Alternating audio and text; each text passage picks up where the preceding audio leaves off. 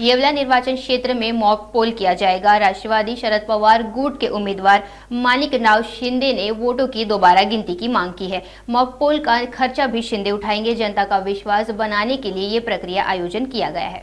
हो, मी भरलेले शुल्क भरलं आणि एक बूथचं रिकाउंटिंग मागितलंय।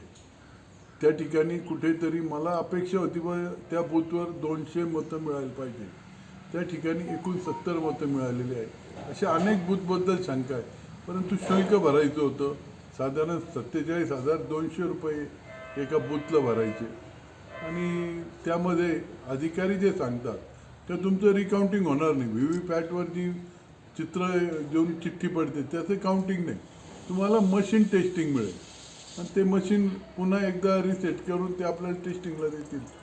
त्यात मला असं वाटतं का काही फार निष्पन्न होईल असं नाही। खरी तर मतमोजणी ही चिठ्ठ्यांची व्हायला पाहिजे का ती होण्याला प्रतिबंध आहे, त्यामुळे काही त्यातनं न्याय मिळेल असं वाटत नाही, परंतु प्रयत्न करतोय।